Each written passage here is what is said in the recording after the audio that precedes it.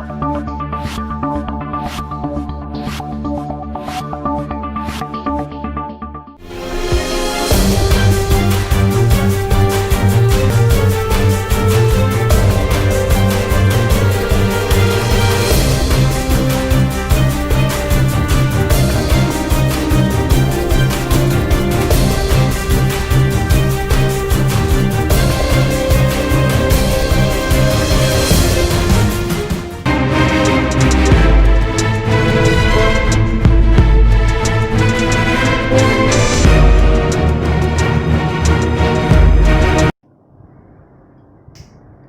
Class 10-এর সরল সুদ কষা চ্যাপ্টারটা কোষা দেখে 2-এ আছে পৃষ্ঠা 46-এ। এই সরল সুদ কষার অঙ্ক করতে গেলে একটা ফর্মুলার উপরে সরল সুদ কষাটা দাঁড়িয়ে আছে। খুব সহজেই এই ফর্মুলাটাকে যদি আয়ত্ত করো তাহলে খুব সহজেই সরল সুদ কষার অঙ্ক হয়ে যাবে। প্রত্যেকটা অঙ্কতেই এটা লাগবে। যদি আমরা আসলটাকে পি ধরি, পি মানে হচ্ছে প্রিন্সিপাল মানে হচ্ছে মূলধন। সুদের হার যদি R% ধরি, আর মানে হচ্ছে রেট অফ ইন্টারেস্ট, সেই জন্য আর। এবং সময়টাকে যদি টি ধরি, টি মানে টাইম, সেই হিসাবে সময়টাকে যদি টি ধরি তাহলে আমরা সুদ যেটা বার করব সেটা হবে P into R into T by 100, বা সংক্ষেপে বলা হয় PRT বাই 100। এবার সুদাসল বা সবৃদ্ধি মূল। সুদাসল বা সবৃদ্ধি মূল বলতে আমরা কি বুঝবো? সবৃদ্ধি মূল, মূল মানে আসল, সেটা সবৃদ্ধি মানে বৃদ্ধি হয়ে, অর্থাৎ সুদের সঙ্গে মূলটা যোগ হয়ে যেটা হলো সেটা হলো সবৃদ্ধি মূল। এটি হচ্ছে সুদ আসল মানে আসল প্লাস সুদ, এটাও যা সবৃদ্ধি মূলও তাই। তাহলে আসল প্লাস সুদ হচ্ছে সবৃদ্ধি মূল বা সুদ আসল।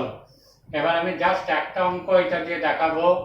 এরপরে যত অঙ্ক করব সব অঙ্কতেই দেখবে এই ফর্মুলাটাই কাজে লাগবে এবং খুব সহজে অঙ্কগুলো হয়ে যাবে। 1 নম্বর অঙ্কটা দেখো। দুই বন্ধু একসঙ্গে একটি ছোট ব্যবসা চালাবার জন্য বার্ষিক 12% সরল সুদের হারে একটি ব্যাংক থেকে 15,000 টাকা ধার নিলেন। 4 বছর পরে ওই টাকার জন্য তাদের কত টাকা সুদ দিতে হবে? তাহলে বুঝতেই পারছো এখানে সুদ বার করতে হবে। এখানে তোমাদেরকে যে পি সমান কত, টি সমান কত, আর সমান কত এগুলো লেখার কোনো দরকার নাই। একবারে ডাইরেক্ট একটা লাইনের মধ্যে করবে। সেটা কি করবে সেটা দেখো। প্রথমে আসল, তারপরে সুদের হার, তারপরে সময়। এখানে আসল আছে 15,000, তাহলে 15,000 টাকার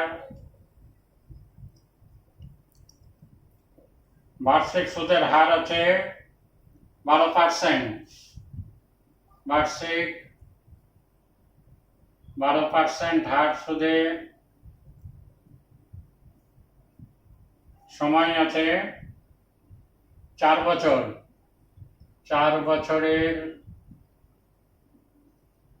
সুদ সমান কি বলেছি? P into R into T by 100। P মানে 15,000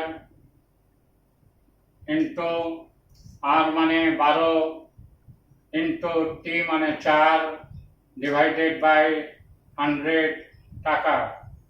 এটা 0 কেটে গেল, এটা গুণ করে হবে 7,200 টাকা। তাহলে বুঝতে পারছো শুধুমাত্র ফর্মুলাটা জানা থাকলে অঙ্কটা হয়ে যাবে।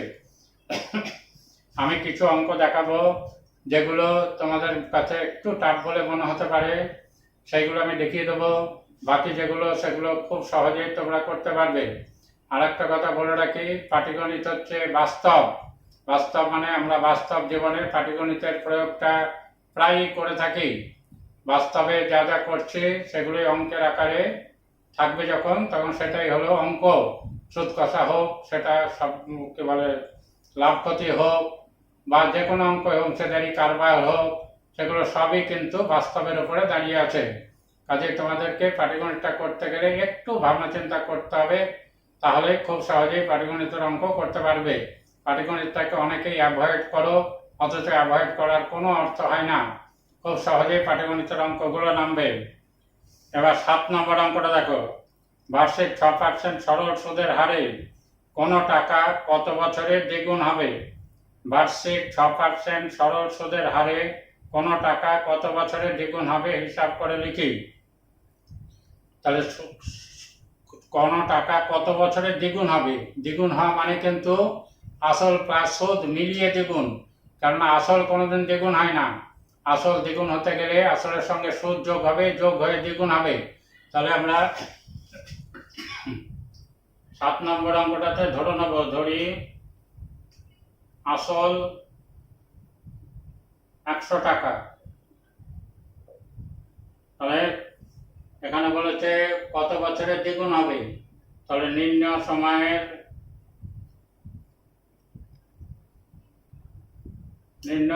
সুদ-আসলও লিখতে পারো, সবৃদ্ধিমূলও লিখতে পারো।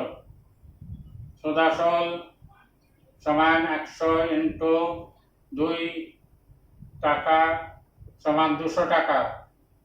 এই 200 টাকার মধ্যে নিশ্চয়ই 100 টাকা আসল আছে, তাহলে অতএব সুদ সমান 200 মাইনাস 100 টাকা সমান 100 টাকা।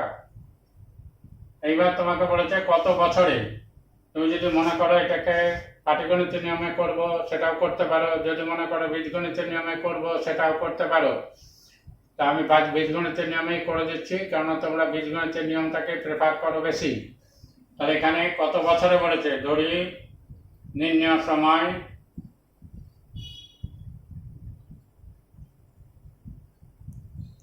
x বছর। এবার আমরা সুদটা বার করবো। আসল হচ্ছে 100 টাকা। 100 টাকার প্রশ্নে সুদের হার দেওয়া আছে 6%। বার্ষিক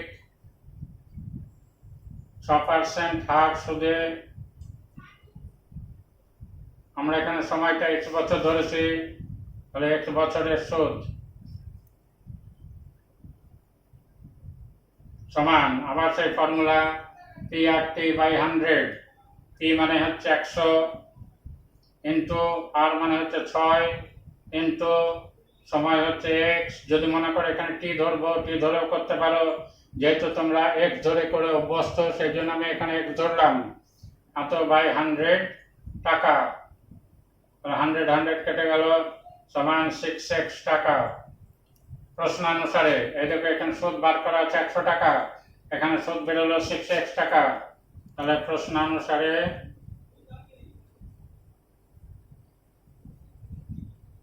6x সমান 100, অতএব x সমান 100 বাই 6 সমান 50 বাই 3 সমান 16/2-3। অতএব নির্ণয় সময় 16/2-3 বছর।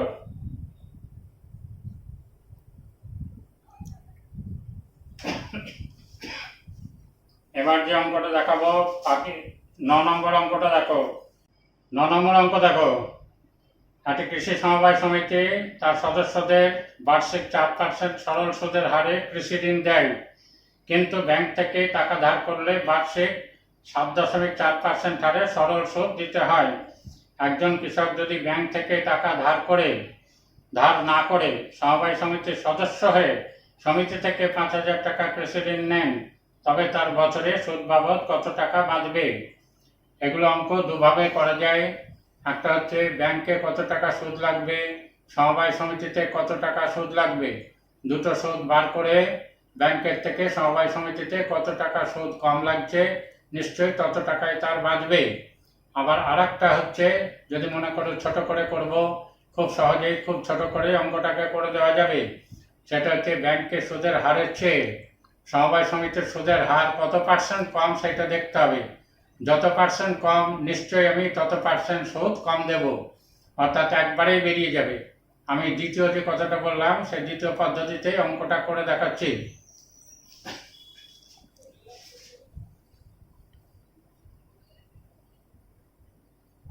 ব্যাংকের সুদের হারের চেয়ে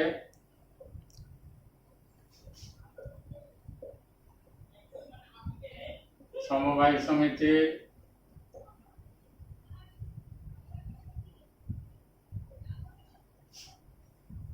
সুদের হার ব্র্যাকেট 7.4 মাইনাস 4% বা 3.4% কম। তাহলে এই পার্সেন্টেজে যে টাকাটা আমি ধার করেছি সেই টাকাটার এই পার্সেন্টেজে যে সুদটা হবে সেই সুদটা আমাকে কম দিতে হবে যদি আমি ব্যাংকের পরিবর্তে সমবায় সমিতি থেকে নিই।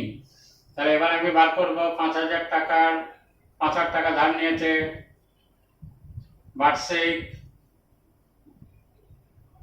3.4%, আর সুদে 1 বছরের সুদ, 1 বছরের সুদ, কেননা 1 বছরের জন্যই নিয়েছে, হ্যাঁ বছরে 1 বছরের সুদ সমান 5,000 ইন্টু 3.4 ইন্টু 1/100 টাকা। এই দশমিকটা তুলে দিলে এখানে একটা 10 আসবে, 3টে শূন্য কেটে যাবে, 5 34 170 টাকা। তাহলে অতএব ব্যাংকের পরিবর্তে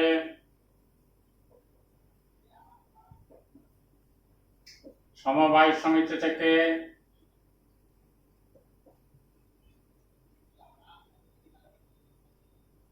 টাকা ধার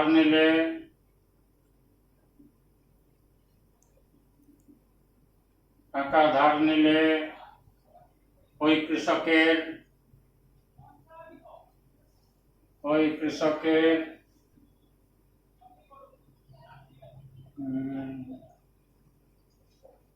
কৃষকের সুদ বাবদ 170 টাকা বাঁচবে। কত সহজে অঙ্কটা হয়ে গেল। এটাকে দুটো সুদও বার করতে হলো না, বিয়োগ করার ব্যাপারও থাকলো না, একবার ডাইরেক্ট হয়ে গেল। এবার 13 নম্বরটা দেখবে, খুবই ইম্পর্টেন্ট অঙ্ক। কোন মূলধন একই বার্ষিক শতকরা সরল সুদের হারে 7 বছরের সুদে আসলে 7,100 টাকা এবং 4 বছরের সুদে আসলে 6,200 টাকা হলে মূলধন ও বার্ষিক শতকরা সরল সুদের হার নির্ণয় করো। 7 বছরের সুদে আসলে, 7 বছরের সুদে আসলের কথার অর্থ হচ্ছে আসল প্লাস 7 বছরের সুদ, কেননা আসল কোনোদিন বাড়ে না, যেটা বাড়ে সেটা সুদ বাড়ে। এবার সুদ যেহেতু সময় বাড়ছে সেই জন্য সুদও বাড়ছে, সেই কারণে সুদ আসল বাড়ছে। তাহলে আসলের সঙ্গে 7 বছরের সুদ যোগ করলে হবে 7,100 টাকা, আর আসলের সঙ্গে 4 বছরের সুদ যোগ করলে হবে 6,200 টাকা। এটা যদি আমরা বিয়োগ করি তাহলে নিশ্চয়ই আসল বাদ চলে যাবে, 7 বছর থেকে 4 বছর বাদ যাবে, 3 বছরের সুদ বিয়োগ করে যেটা হবে সেইটা। এবার দেখো লেখাটা কি হচ্ছে।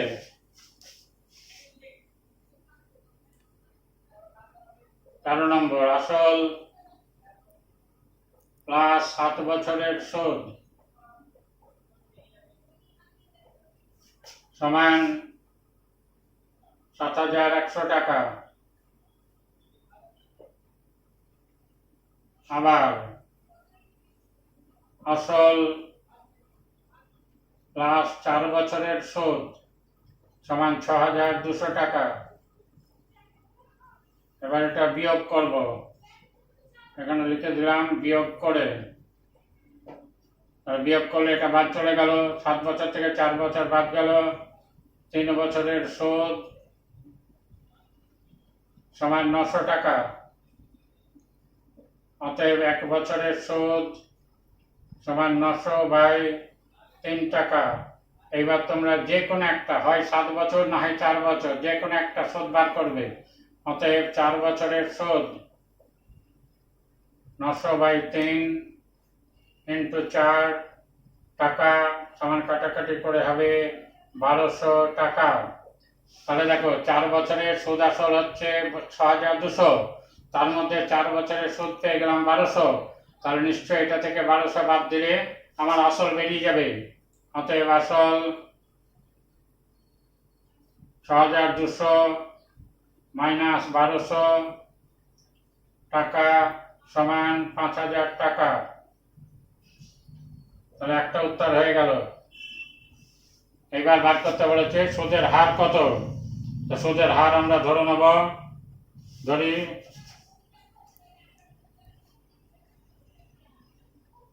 ধরি বার্ষিক সুদের হার